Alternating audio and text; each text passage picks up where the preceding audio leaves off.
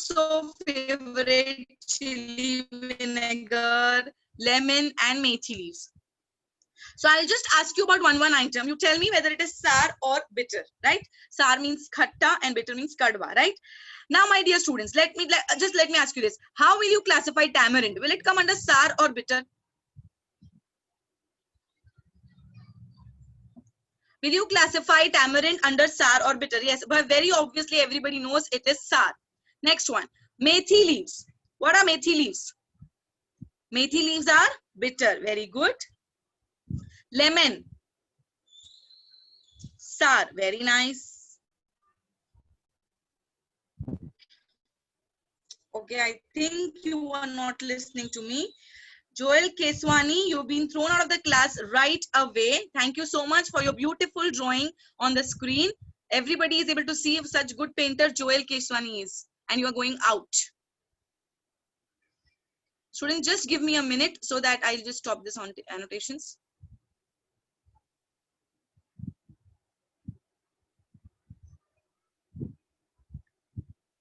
Let me just take a note of Joel Keswani today.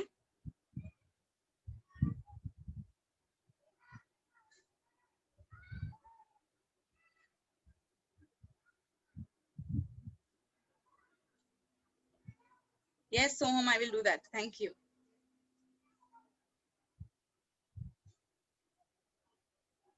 Okay, so the next question we were discussing was about chili vinegar. Chili vinegar is sour or bitter? Yes, it is sour, correct. And the most favorite of all my dear students who completely love it, that is your favorite Karela, whether it is sour or bitter? Yes, yes, and it is bitter. So here, depending on the sense of taste, we have classified things under sour and bitter. And let me tell you, as far as chemistry is concerned, substances which are sour in taste, are called as acids, and substances which are bitter in taste, and they're also soapy to touch, slippery to touch, some substances, okay, not all. So substances which are sour in taste are called as acids. Substances which are bitter in taste are called as bases.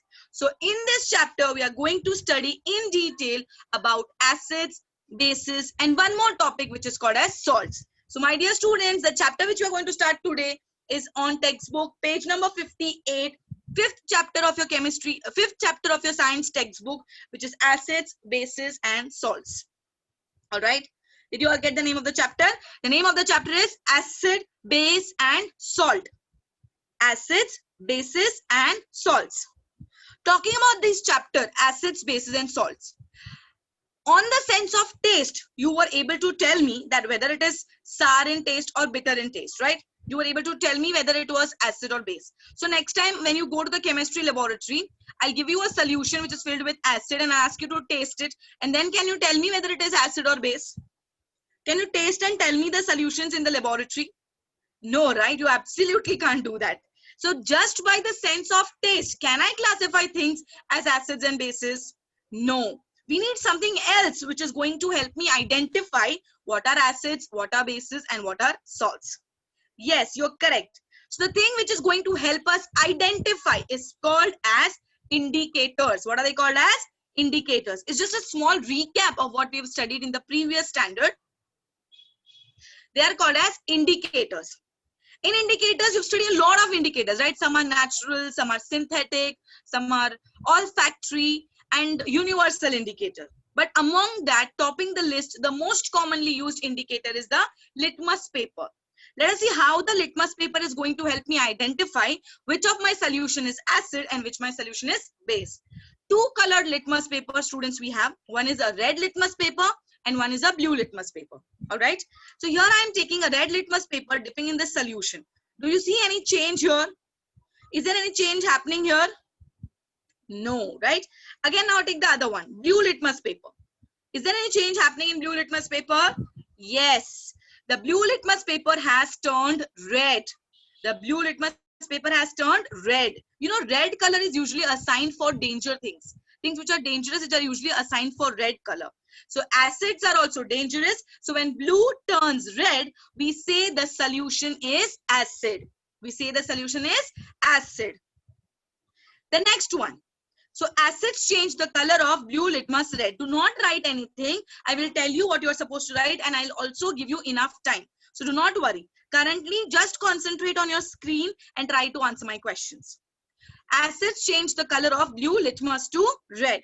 Similarly, I'm taking one more solution here. And now again, I'm taking both the colored litmus paper. This time I'm dipping blue litmus paper. Is there any color change in blue? No. There is no color change in blue. So next one, red one. Is there any color change in the red? Has the red changed its color? Yes. Red has changed the color to blue. When red turns blue, B stands for base. This is how I used to remember acids and bases, because usually colors are a little confusing to remember, right? So when I say red, which is danger, are acids. When it turns blue, B stands for blue, B stands for base. So the solution is a base here, and bases change the color of red litmus to blue. Bases change the color of red litmus to blue. Is the basics clear to everyone? So my indicators are going to help me identify what are acids and what are base. But I studied one more word in the introduction of this chapter, which is salt. Yes, we also spoke about salt. Ma'am, I know what is acid, I know what is base, but ma'am, ये salt क्या होता है? नमक जो हम खाते हैं. Is that salt only the NaCl which is there in your homes? No, salt is much more than that. So to get the clarity about acids, bases, and salt, I am showing you a small table here. It's not a small, it's a big table, which is there in the textbook and on page number 58. Now listen to me. As I know there are many students sitting in the class, and all of you might not be having the textbook with you, right? If you are having your textbook with you, very well and good. On page number 58, this table is given. So I would request you to write the answer in the textbook itself. In the textbook itself. But if you are not having your textbook, you can write this in your notebook. You don't have to copy everything. Few questions for practice you can write, and then I can explain and you can do it on your own. Even if this is omitted or your school teacher has said this is not important, why this is important, my dear students? Because when we move ahead, this is a step. You just can't directly move on to the next topic until and unless you understand this. So let us quickly solve this. It's not a difficult one. It's a very simple one. And already first one is solved for you, right? The first one, the molecular formula HCl. HCl stands for hydrochloric acid. The hydrochloric acid has two ions. I hope by now every student sitting in my class knows about what is a basic radical and what is an acidic radical. For those students who have solved it very good, you can check whether your answer is correct or not. I hope everybody sitting in my class knows what is basic radical and what is acidic radical. When I say basic radicals, you're talking about the positively charged ions. And when I say acidic, we are talking about the negatively charged ions, right? So in this molecular formula of HCl, the one which is solved for you, H plus Cl minus. And the type of compound mentioned in the last column says acid. The last column says acid. So when do I write acid? Whenever my basic radical is HH plus. Whenever my basic radical is H plus, you're going to say it is an acid. I am repeating once again. Whenever my basic radical H plus is there in the compound, I will call that compound as acid. Whenever OH minus acidic radical, OH minus acidic radical will be in my compound, I will call it as a base. I will call it as a base. And those ionic compounds which does not have either H plus or OH minus will be classified under the third category, which is called as salts. Very good. So I hope by now everybody knows what is acid, what is base, and what is salt. Acid will be H plus, base will be OH minus.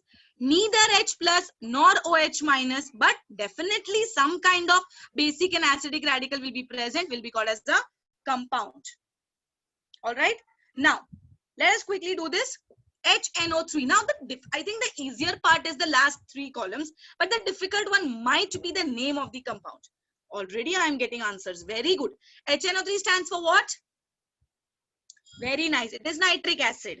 And nitric acid, the basic radical as it is shown in the table is H plus. NO3 minus, and the type of compound will be acid. Very good. A lot of students are participating in the class. I'm extremely happy to see that, as you all are going to master the subject chemistry, because it's very simple and interesting. HBr. What does HBr stands for, my dear students? Wow, very good. HBr stands for hydrogen bromide. Very nice. So again, what is a basic and acidic radical? The basic radical is H plus, acidic radical is Br minus, and the type of compound, as it is containing H plus, it is called as acid. Very good. Very nice. H2SO4. Very good, Harshit. Already I've got the answer. That is yes, Chirag. Very good. Glenn, Arya. See, because a lot of students are answering, I'm able to read only few names, but I'm extremely happy and impressed with the students who are able to answer the question. Sulfuric acid. Now, can you tell me the basic and acidic radical? What will be the basic radical here? How do I identify whether it is a basic or acidic? The answer to this question is basics are always positive, acidic will always be negative. And the second compound, the second formula will always be negative, because in a compound, the representation is always a cation first and an anion is followed by that. But here a small error which few students are doing. For them, let me clear it out. Students, H will be H plus only. H will be H plus, and SO4 is 2 minus. SO4, as you can see in the table of acidic and basic radical, it is diatomic. It is having 2 minus. Okay, and it is again classified under acid because it is a H plus ion. H3BO3. What is H3BO3 stands for? Very good, Meet. Yes, very good. It is boric acid. Now, if you have understood how to do for sulfuric acid, can you give me the splitting up of boric acid as well?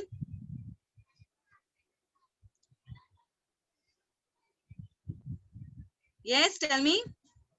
See, now I think few students who are getting little confused. Let me clear this question for you.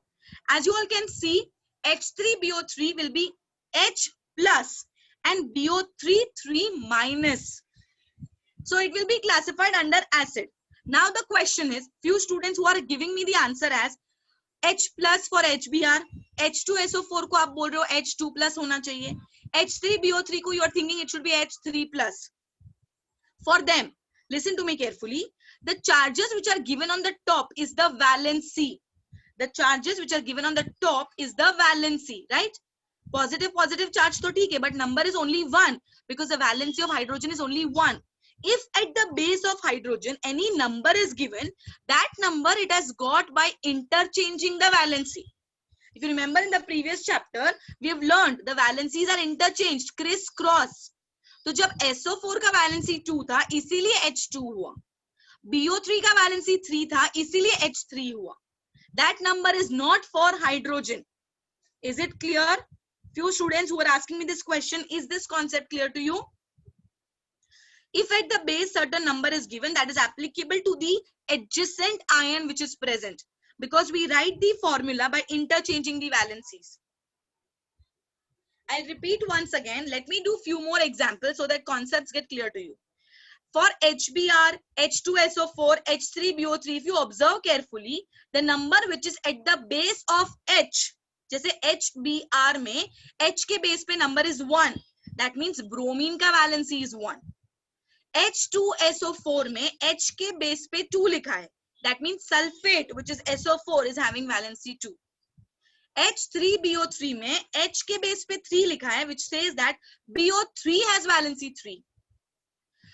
Rishi, I would request you to once again, you can, if you see the valency chart of ions and radicals from the previous chapter, after today's class, it will be really helpful to you to understand the concept very clearly. Still, if you're not able to understand, do not worry, I'll help you again. Okay? Thank you, Rishi. Now, the next question, NaOH. What does NaOH stands for? Very good, sodium hydroxide. And how do I split sodium hydroxide? It is Na plus and OH minus. As I discussed, I'm sorry for the background noise because near my house there's a big temple, and every time this gonna be happen. I hope it's not causing a lot of disturbance to you. Please cooperate and only listen to my voice. So we are talking about Na plus and OH minus. When it contains OH minus as the acidic radical, very good, we'll classify under base. Now I think all of the students have understood this very quickly, very nicely. So I'll just move a little quickly with this. KOH, what does KOH stands for? Potassium hydroxide, very good. So potassium hydroxide is going to be K plus OH minus, again classified as base. Similarly, calcium hydroxide. Now when you're writing CaOH twice, calcium hydroxide, the splitting, be careful when you're splitting the ions. What will be the basic radical and what will be the acidic radical here? What will be the basic radical? I am okay. Few students are giving me wrong answer. Few are giving me correct. So let me give you the correct answer and you check whether you've got the correct answer or not. For Ca, is there any number written at the base of Ca? No. That means OH has valency 1. At the base of OH, what is the number written? At the base of OH, कौन सा number लिखा है बच्चे लोग? It's the number 2. If number 2 is at the base of OH, that means the valency of calcium is going to be 2, right?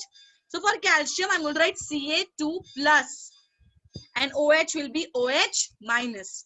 Is it clear? Few students who did not write Ca2 plus, for them I'm repeating this. Please make sure you do it correctly. See, the compound itself is answering your question. It is given to you in the question only. You just have to check the interchanging thing here. So again, it is classified as a base. Now think for NH4OH and answer. NH4OH stands for what? Ammonium hydroxide. Very good. Now ammonium is the formula itself as NH4. From the valency chart, you can see that ammonium has the formula NH4 plus and OH will be minus. Here, the NH4, the 4 at the base is included in the formula only. It's not the interchanging of the valency. NH4 is included in the formula of ammonium. So that is why it is NH4 plus and OH minus, again a base. This main chart is relevant from the previous chapter, students. If you have studied the valency chart carefully from the previous chapter, this table will be a cakewalk for you all. NaCl, yes, sodium chloride. It is going to be Na plus and Cl minus. What will be the type of compound here? What will be the type of compound? Does it contain H plus?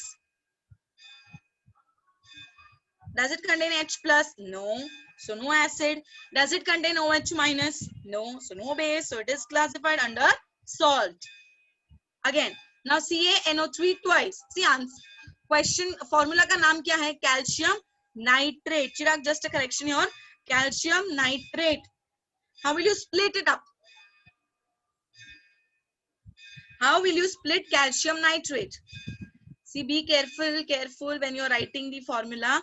Calcium के base पे कोई number नहीं है. NO3, which is my nitrate, has the number 2. So calcium is going to be Ca2 plus. Nitrate is going to be NO3 minus. Nitrate is going to be NO3 minus. And I get the answer as a salt. Clear? See, अभी acid based salt तो कोई भी identify कर सकता है, because वो तो बहुत simple है.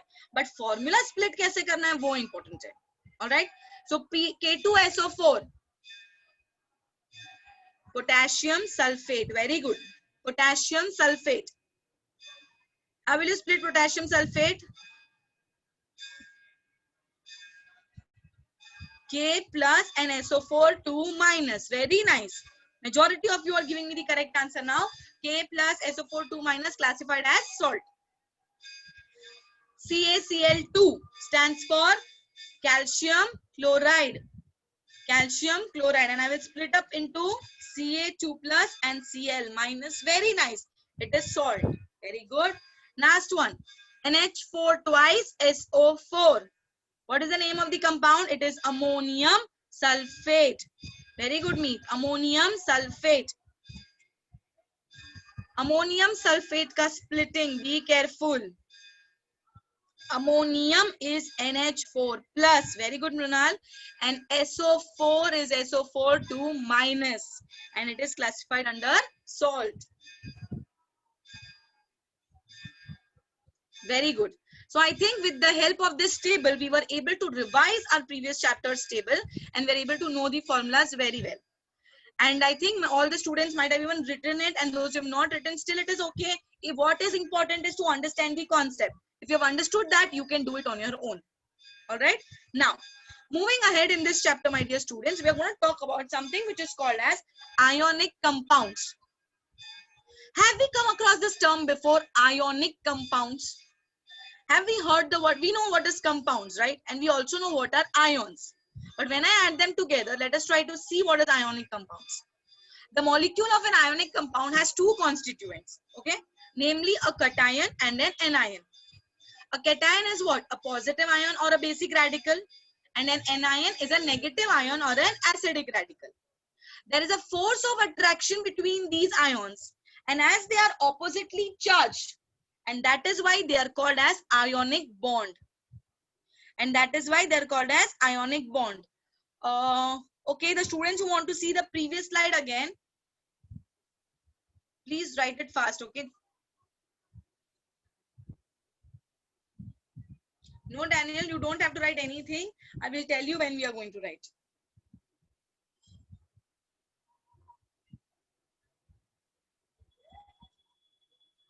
See, acids are dangerous, definitely, but not all acids again are dangerous, because we have one more concept in this chapter which is called as strong and weak acids. Similarly, when I talk about bases, strong bases are dangerous and weak bases are not. So when I go into the details of this chapter, you will understand. Yes, Gatha, I will try to do that. Done with this slide? Can I move ahead with this one? See, I'll be able to understand with only respect to the students who are answering me on the chat box, so that I know that we need to move ahead. Arman, it is citric acid.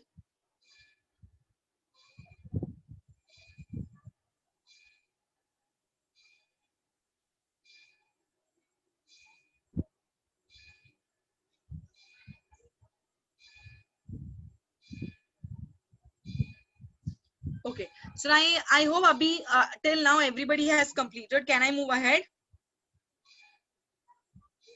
Thank you. Sorry, Mansi. Even if you've written half of the table, it's absolutely fine. When you see, you can do it on your own also when you move ahead. Now, talking about ionic compounds, we discussed that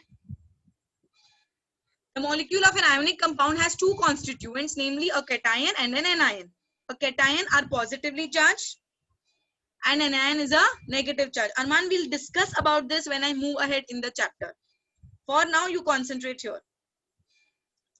There is a force of attraction, which is called as the electrostatic force of attraction between the oppositely charged, and that is why they are called as the ionic bond.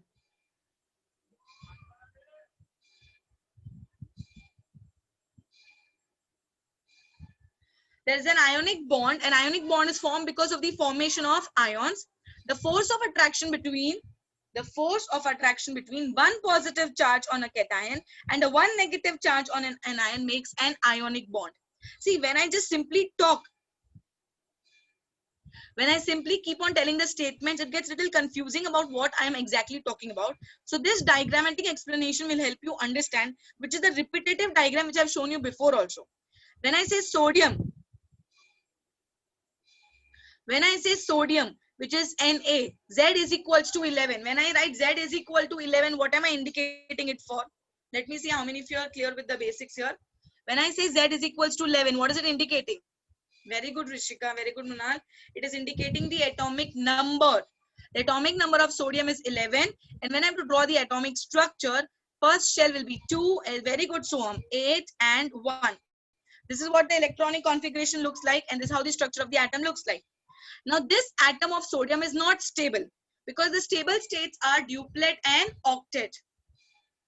The stable state are duplet and octet. So for it to become stable, my dear students, sodium is going to donate one electron. Sodium is going to donate one electron and lose its outermost orbit. And when it is donating electron, which charge does it get? Donate करने के बाद कौन सा charge मिलेगा? Come on, tell me. Runal. Donate. If it donates electron, which charge is it going to get? It is going to get a positive charge. It is going to get a positive charge. Just check, Nunal, your answer is wrong, okay? So when the electron has donated, when the atom has donated one electron, it got a positive charge, right? And the valency of sodium was 1 because it donated only one electron. Now, why am I repeating this statement again and again? To get the concept of atom and ion clear. To get the concept of atom and ion clear. When Z is equals to 11, it is standing for sodium atom. When do I say atom? When the number of electrons and protons are equal. Because an atom is electrically neutral. If this atom donates an electron, when the atom donates an electron, अगर electron को donate किया इसका मतलब एक negative charge कम हो गया ना atom में से. So if the negative charge, one negative charge gets reduced, it will get a positive charge. Remember always, after donating, the atom is going to get a positive charge. After donating, the atom is going to get a positive charge, and this positively charged ions are called as cations. See, how do I remember is, जो भी donate करता है वो अच्छा होता है ना, right? जो भी donate करता है वो अच्छा होता है. तो हम उसको कौन सा charge देंगे? Positive charge. You're going to give them a positive charge. So after donating one electron, sodium becomes Na plus. So the valency of sodium is 1. Similarly, if I talk about chlorine, chlorine atom, which is Z is equal to 7. See my statements. I say chlorine atom, atomic number 17. Electronic configuration is 2, 8, 7. Is it stable? No. Why? Again, it has to become a duplet and octet, right? Octet is the stable state here. It is going to accept one electron. It is going to accept one electron. और एक negative electron को accept किया है, gain किया है. So what charge is it going to get? What charge is it going to get? Yes, it is going to get a negative charge. How many negative charge should I give it to it? Only 1, because it has only accepted one electron. The valency is 1, right? Sorry. The valency is 1. So chlorine has accepted one electron and it has become negatively charged ion. After donating and accepting, the atoms get converted into ions. And these ions get a specific name. When it donates, we say it is a positive charge and a cation. When it accepts, we say it's a negative charge and an anion. This is a recap of what we have done in the previous chapter.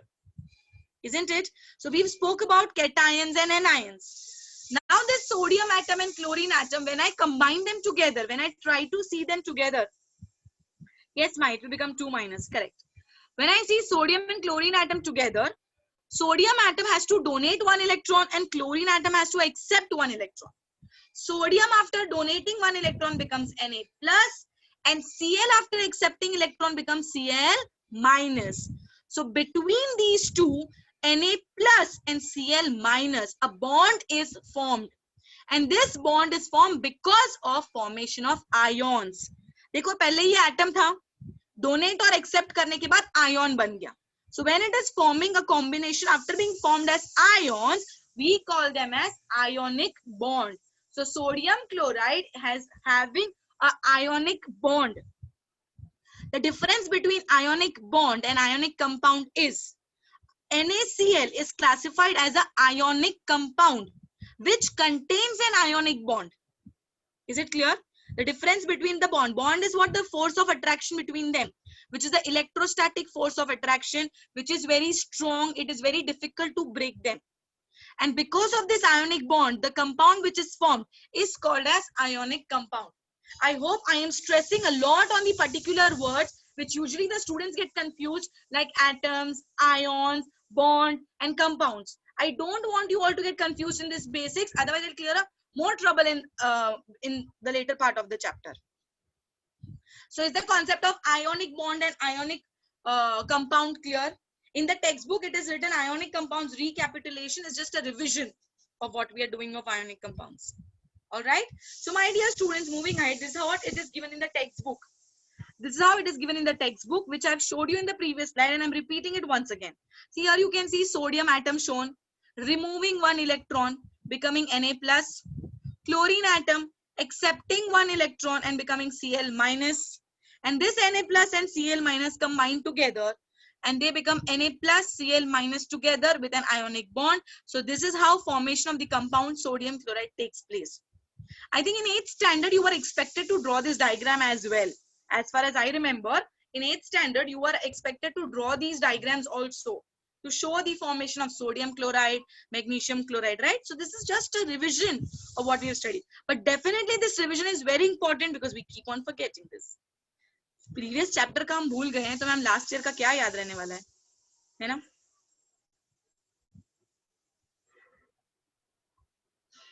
Correct? So I know I'm just not generalizing for everyone. I know many students who really take interest in the subject definitely remembers all the topic, but because we are all of us sitting together, let us keep on revising things. There is no harm in revising, right? So this was all the revision of the previous chapter. Today we are going to learn a new type, a new word, which is called as dissociation of ionic compounds. We're going to talk about dissociation. See, the word dissociation itself gives us a hint that what are we exactly going to deal with. Let us understand what is dissociation of ionic compounds here. An ionic compound forms an aqueous solution on dissolving in water. Now, what does this term aqueous mean? Kaushiki, ionic bond and ionic compound is a different term. When I say ionic compound, I am talking about a compound like NaCl. And that NaCl is formed by ionic bond, which means that between sodium and chlorine, there is a attachment, there's a force of attraction. That word is called as ionic bond. The compounds are formed by bonds, and there are two types of bonds. Just to be a little more elaborate, ionic bond and covalent bond. When they donate and accept electrons and form ions, the bond formed is called as ionic. Very good, Rishi. And if the sharing of electron takes place, it is a covalent bond, which we'll study in the next chapter. Understood? Yes, I hope I've tried to answer your question, which I think you had a doubt related to sodium hydroxide as well. So an ionic compound forms an aqueous solution on dissolving in water. In the solid state, the oppositely charged ions in the ionic compound are sitting side by side. Then an ionic compound begins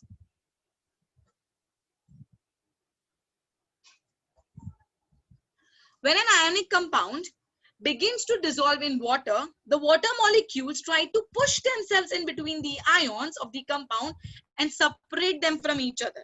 Abhi iska matlab kya hota hai, ma'am? Let us see this diagram. Can you all see this diagram on the screen? See here you can see I have a beaker which is filled with water.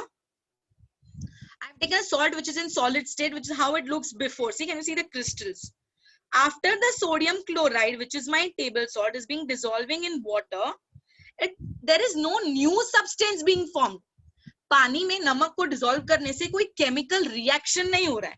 It's just a solution of salt and water mixed together, right? It's just the solution of salt and water mixed together. That means एक solid substance को मैंने liquid में dissolve किया. When a solid substance is dissolved in liquid, we call the corresponding solution as aqueous. See, we have know all the physical states of matter. जैसा solid क्या होता है, liquid क्या होता है, gas क्या होता है. You've heard about these three terms, right? जब मैं कोई substance देती हूँ, जैसे salt, you know salt is solid. When I say water, you know water is liquid. And when I say oxygen gas, you know it's a gas. So aqueous is also a physical state of matter which is obtained by mixing a solid in liquid. कोई भी solution chemistry में अगर एक solid को liquid में dissolve करने के बाद obtain होता है तो उसको हम aqueous बोलते हैं. Not only a solid dissolved in liquid, but also two liquids mixed together will also get the physical state of aqueous. Will also get the physical state of aqueous. So what do I mean by physical state? See, sodium chloride, which was NaCl, वो solid state में था, then it was together, right? Sodium and chlorine were together. But when I put them in water, they split. They separated from each other. This is the term used called dissociation. Association का opposite क्या होता है? Dissociation. Split हो गया, separate हो गया into Na plus and Cl minus. Now there is water in between Na plus and Cl minus. initially they were together, but after dissolving in them in water, they got separated into Na plus and Cl minus. This is called as dissociation of ionic compounds. And because this dissociation happened in water, so if you observe at the base, there's an equation written where I have written NaClS. Small s is written at the base of NaCl, which is indicating that that is a solid. और पानी में डालने के बाद Na plus के base पे लिखा है Aq, which stands for the aqueous. This state is indicated by writing aqueous on the right of the symbol of the ion. I hope the concept of aqueous is clear to you. See, when we are writing chemical equations, we do mention the physical states to make the reaction more informative. When it's solid, we write small s. Liquid के लिए हम लिखेंगे small l. Gas के लिए we are going to write small g. So when I have a solution which is prepared by mixing two solid and liquid together will be called as aqueous, or two liquids together will also be called as aqueous. All right. So each of the dissociated ions in the aqueous solution is surrounded by water molecule, and this state is indicated by writing aqueous, which is Aq as a short form on the right symbol of the ion. Clear with the concept of dissociation? No, Daniel, we don't have to write. Important होगा वही हम लिखेंगे. मतलब ये भी important है definitely, but this is all is there in the textbook. Some things which you need to by heart very thoroughly, that I will ask you to write. So my dear students, with this I have tried to clear all the concepts of acids, bases and salts. All right. So you know what is the meaning of aqueous also. मुझे ये भी पता है जो substances which are sour in taste are acids. Substances which contain H plus ions are also acids. Right. But इसके अलावा एक और thing important है in acids, that is given by a scientist whose name is Arrhenius. The name of the scientist about whom we are going to study in detail today is called as Arrhenius. So let us learn about Arrhenius' theory of acids and bases. He was a Swedish scientist. He put forth the theory of acids and bases in the year 1887.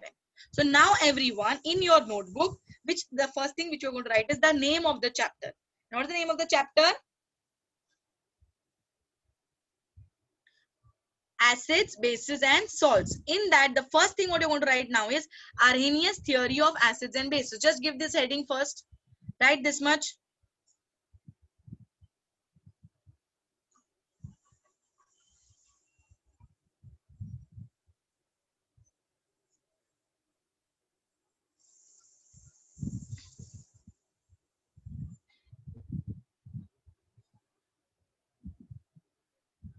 Did you all write this much?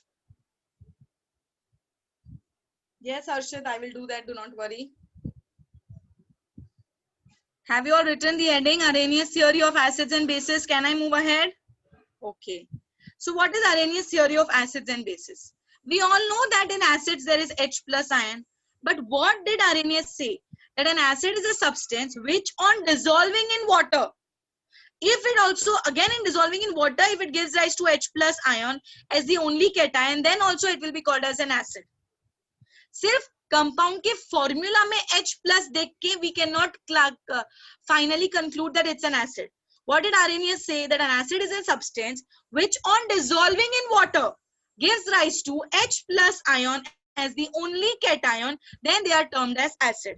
For example, HCl, which is hydrochloric acid, H2SO4, which is sulfuric acid, and H2CO3, which is, anyone knows the name? What does H2CO3 stands for?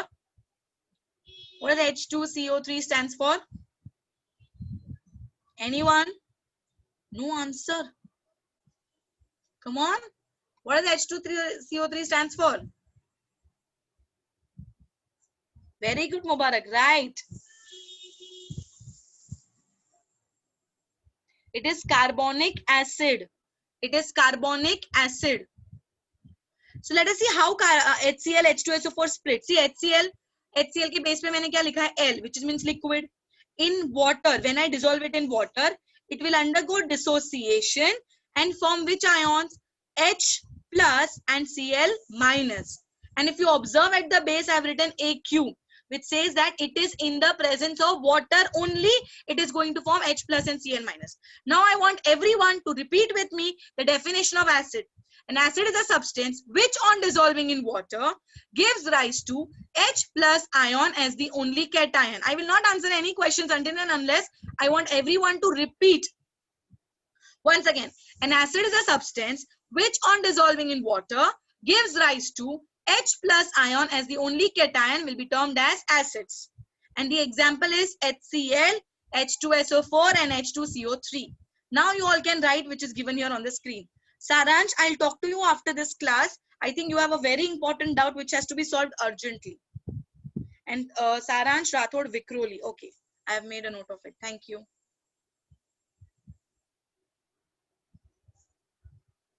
Thank you, Ayan. I want everybody to write this much in your notebook.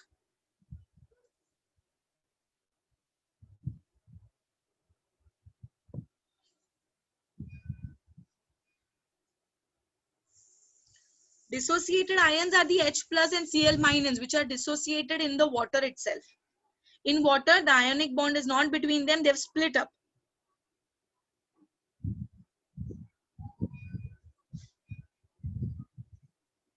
Are we all done with this? Okay. See, apart from this, I also want to teach you about how sulfuric acid gets separated, but that is a little tricky. So that I'm going to do it in the next class. For now, I'll wind up my lecture here. For the students who have completely understood can leave the meeting, but few students who are asking me doubts can ask me the doubts and I'll clear with them. I'm not teaching anything ahead in this chapter now.